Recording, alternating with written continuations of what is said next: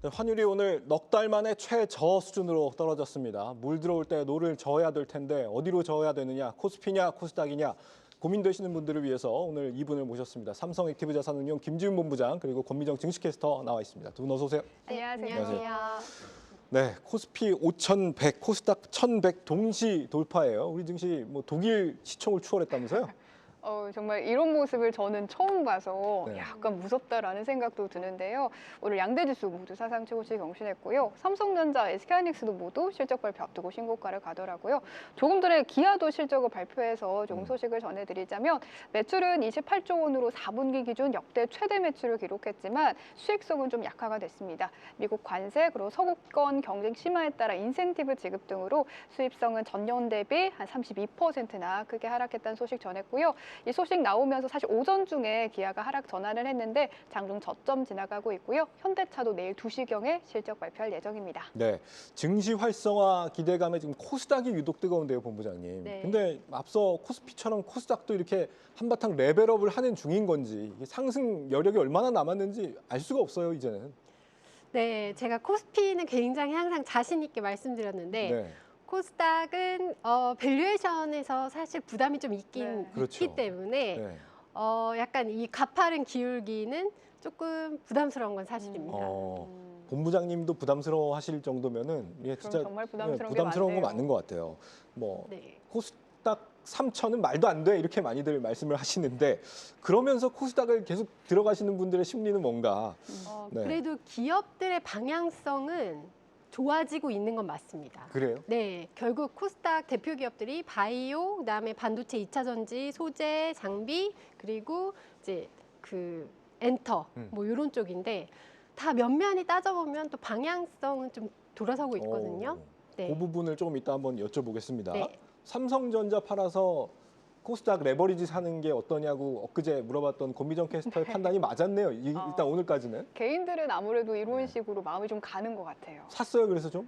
네. 레버리지? 여기서 말씀드리기는 조심스럽지만 또 기회를 놓쳤습니다. 뭐 아니, 맨날 말만 아침부터 하고 사는 경우가 없어. 6% 이렇게 오르니까 네. 도저히 내일 되면 또 떨어지지 않을까 이런 걱정이 좀 되더라고요. 그래서 중이 제 머리 잘 못 깎는 것 같습니다, 네. 확실히. 맞습니다.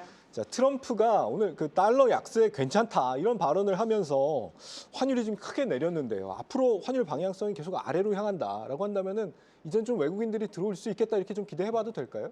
네, 저는 환율이 안정되면서 증시가 오르면 외국인 입장에서는 2배로 먹는 거거든요. 네. 네, 환에서도 먹고 지수에서도 먹고 그리고 지금 한국 기업들 괜찮습니다. 네, 이 AI 글로벌 사이클에서 반도체, 그다음에 전력 인프라 이 두 개가 제일 바틀렉인데 네. 이 두 개 다 한국이 너무너무 잘하거든요. 한국 기업 괜찮습니다. 반도체와 전력 인프라. 네. 달러도 계속 약화가 될 거다라는 전망도 계속해서 나오고 있어서 그 점도 우리 시장에 굉장히 긍정적인 것 같은데요. 네. 미국 트레이더들도 현재 미국 정치가 불안하니까 달러가 더 떨어질 거다 이렇게 강한 확신을 하고 달러 하락을 해지 수단으로 현재 보고 있다고 합니다. 블룸버그 달러 지수 달러 약세를 달러의 강세와 약세를 좀 점칠 수 있는 그런 심리 지표인데 이 블룸버그 달러 지수가 2011년 집계 이후에 역대 최저 수준까지 떨어지기도 한 만큼 네. 시장이 달러 하락을 좀 확신하고 있는 것 같습니다. 근데 오늘 환율 하락과 함께 들어오는 외인들이 향하고 있는 곳이 또 코스닥입니다. 이 코스닥 말씀하신 것처럼 펀더멘털이 좀 불안하다는데 외국인들은 들어오니까요. 네. 믿음을 갖지 말라는 말씀이세요, 그러면? 저는 근데 양쪽 다 좋다고 생각합니다. 네. 코스피는 코스피대로 실적이 워낙 탄탄하게 받쳐주고요. 근데 앞에서 대기업들이 이렇게 먼저 좋아지면 낙수 효과가 또 내려올 거기 때문에 이제 좀 기울기나 속도가 다소 부담스럽지만 뭐 흐름에서는 같이 갈 것 같습니다. 환율 하락의 수혜는 앞으로 코스닥 쪽보다는 코스피 쪽이다라고 보는 게 좀 더 맞을까요? 판단하기. 네, 저는 뭐 둘 다 그럴 것 같고요. 사실 우열을 가리기가 힘든 상황입니다. 저한테도 이제 가치주가 좋냐, 성장주가 좋냐 지금 물어보시면은 진짜 동시에 가고 있거든요. 주도주는 주도주대로 가고 또 워낙에 저평가되어 있던 주식은 저평가된 대로 또 발현이 되고. 네. 그래서 지금은 다 가지고 계신 게 답이지 않을까. 다 가지고 있어라. 네, 사실 비중 조절을 네, 해야 어제만 해도 사실 코스피가 더 좋았잖아요. 네. 그리고 내일 이제 뭐 하이닉스, 삼성전자 실적 발표 나오고 또 이제 반도체에서의 긍정적인 그림이 또 나오고 그러면은 대형주들이 다시 갈 수도 있고 이렇게 오늘 내일 약간 엇갈리기 때문에 저는 막 어떤 타이밍을 딱 잡고 몰빵하시려고 하지 말고 네, 다 가지고 골고루 가시는 게 갖고 있어라. 어떨까. 네. 오늘도 이 개인 투자자분들의 코스닥 수급을 보자면 종목은 팔고 지수는 사는 움직임 아닌가요? 맞습니다. 어제도 그랬는데요. 오늘도 이런 흐름 계속됩니다. 3천 스탁을 말한 날부터, 정부가 말한 날부터 개인들이 종목에 대해서는 개인 매도로 일관하고 있습니다. 4거래일가 무려 7조 원을 매도하더라고요. 근데 오늘을 포함해서 금융 투자 쪽의 자금은 5조 7천억이나 매수 금액으로 잡히고 있거든요. 그러니까 개인들이 증권사를 통해서 지수 ETF로 대거 들어오고 있다라는 추정이 가능한데요. 코스닥 150 레버리지는 최근 5거래일간 63%나 오르면서 63%? 63%를 오르면서 폭등세를 보이고 있습니다. 이게 결국에는 기관 수급이라 하지만 개인들이 ETF를 담고 계시다라는 얘기가 될 것 같은데 종목은 팔고 지수는 사는 전략 좀 유효하다고 보세요? 지금 당장은 네, 아무래도 네. 레버리지로 땡기고 하다 보니까 지금은 좀 유리한 게 같아요. 네, 코스닥 150 종목으로 또 특히 매수세가 집중되니까 그냥 일반 개별 코스닥에는 또 수혜가 안 오는 경우도 있거든요. 네. 그래서 그런 측면에서는 이제 코스닥에서도 좀 대형주가 유리한 거는 사실인 것 같습니다. 그렇군요. 그렇다면 코스피와 코스닥 중에서 뭐가 더 나은지에 대해서도 궁금한데 네. 코스피에 대해서 이 투자은행들이 외국인 투자은행들이 6천 전망도 계속 내고 있더라고요. 네. JP모건이랑 맥쿼리 같은 경우. 네. 뭐 국내 증권사도 키움증권이나 하나증권이 5,600으로 지수 상단을 높였는데 만약 지금 지수 ETF를 고른다면 코스피 ETF와 코스닥 ETF 중에선 뭐가 괜찮을까요? 저는 오늘 산다면 코스피를 살 것 같아요. 코스피. 네. 예. 이유를 말씀해 주셔야죠. 우선 주도 기업들의 실적이 너무 탄탄한 것 같아요. 어저께도 이제 LS 일렉트릭 실적 나왔는데 그 미국 AI 인프라에서의 그 수혜로 다 실적이 좋은 게 나왔잖아요. 예. 그리고 이제 거듭 말씀드리지만 반도체 기업들의 실적 발표가 아직 남아 있다. 그런데 아무리 따져봐도 지금 나쁠 상황이 아니다. 그리고 전망도 좋다. 네. 그렇다면 코스피도 놓칠 수 없을 것 같습니다. 그러네요. 지금이 그러니까- 실적 시즌이라는 걸 우리가 잊어버리면 안 될 것 같네요. 맞습니다. 네. 숫자로 또 확인이 되는 기업들이 더 잘 가는 건데 네. 심장은 코스닥 레버리지로 가고 머리는 코스피 ETF로 가는 게 좀 최근 시장이지 않나 보통 싶습니다. 그러면은 심장을 따라가면 안 되는 거 아닌가요? 이게 뭐 하지만 이 연애하는 것도 아니고. 한국 사람들의 이 레버리지 사랑 그리고 코스닥 성장주에 대한 사랑이 엄청나기 그러면서 왜 때문에 안 사는 거예요, 본인은? 제가 좀 소심해가지고 예. 지수 ETF가 지금 워낙에 강해서 웬만한 투자 방법으로는 이 인덱스 수익률 따라잡기도 좀 쉽지 않다는 거 아닙니까? 60%를 넘어간다고 하니까요. 네. 이거를 지금 넘어설 정도의 성장을 하고 있는 상품이 혹시 있으세요? 삼성 액티브에? 그걸 넘어선 거는 솔직히 없고요. 그래요? 5거래일에 60%는 사실 그건 좀 넘어선 쉽지 건 않죠. 없고요. 네. 근데 이제 연초 이후에 36% 수익률을 보인 코엑트 상품은 뭡니까? 코엑트 반도체엔 2차 전지 핵심 소재. 반도체 2차 전지가 다 들어가 있어요? 네. 어. 네, 지금 사실 둘 다 너무 상황이 좀 좋아져가지고 네. 그 핵심 소재 기업들이 또 코스닥 비중이 높다 보니까 네, 아무래도 성과가 많이 잘 나고 있습니다. 원래 어느 시점에는 반도체랑 2차 전지가 서로 반대로 갔던 시절이 있었는데 네, 작년엔 사실 반대로 가가지고 네. 이게 반도체 좋을 때는 2차 전지가 빠지고 하면서 좀 성과가 약간 답보 상태였는데 오랜만에 올해는 다 좋은 상황이 돼서 지금 연초 이후 수익률이 가장 좋습니다. 너무 반갑네요. 네. 그 소식도 조금 이따가 좀 들어봐야 될 것 같아요. 네. SK 하이닉스 실적 발표 앞두고 오늘 또 호재가 나오면서 좀 불기둥입니다. 네, 맞습니다. 어제 저녁에도 좀 나왔더라고요. SK하이닉스가 미국 현지의 AI 투자 법인을 설립한다는 소식도 나왔고요. 오늘은 아직 SK하이닉스 측이 직접 말한 것은 아니지만 엔비디아가 HBM4 물량의 3분의 1을 SK하이닉스에 배정했다라는 보도가 나왔습니다. 당초 시장에선 한 절반 정도 물량이 배정될 것으로 예상을 했는데 훨씬 더 많아졌고요. 그래서 어제 시티그룹이 목표가를 140만 원으로 올린 그런 소식도 나왔잖아요. 이게 예. 1월 초에 90만 원으로 목표가를 상향했는데 3주 만에 한 50% 이상 목표가를 상향했거든요. 그래서 이렇게 해외와 국내 증권사들의 목표가 상향이 계속해서 나오고 있습니다. 사실 뭐 80만 원대도 올 수 있을지 몰랐거든요. 불과 몇 달 전만 해도. 네. 140만 원 도달 가능한 수준입니까? 어떻게 보세요? 이제 만약에 진짜 미국에 투자 법인을 하고 빅테크들이랑 협력이 좀 더 많아진다. 그리고 사실 내일 이제 실적 발표에서 제일 중요한 거는 이제 요새 하이닉스 인센티브 이야기 되게 많잖아요. 네. 그런데 그럼 주주한테는 뭘 해줄 거냐? 주주 어. 환원에 대한 이제 약속이 좀 나와야 되는 때인 것 같습니다. 음. 네. SK 하이닉스 이제 거의 대한민국이 키운 것도 저는 네. 적지 않다고 생각하거든요. 그렇죠. 네. 네, 이제는 주주한테 보여줄 때다. 네, 뭐 ADR 미국 나스닥 네. 상장 뭐 이런 얘기를 비롯해서 네, 주주 환원에 자사주 대한 매입도 있을 수 네, 있고. 다양한 고민들 한번 내일 기대를 해보겠습니다. 네. SK 하이닉스 실적과 가이던스 당연히 모두 좋게 나올 것 같은데 뭐 숫자를 좀 우리가 확인할 어느 정도를 네. 넘으면 된다. 뭐 숫자 보면 더 내일 평가를 좀 하기 쉽겠죠. 우선 네. 매출은 30조 기대가 되고요. 영업이익 컨색은 한 16조 원으로 나왔는데 증권사 따라서는 20조 원까지 보는 시각이 있습니다.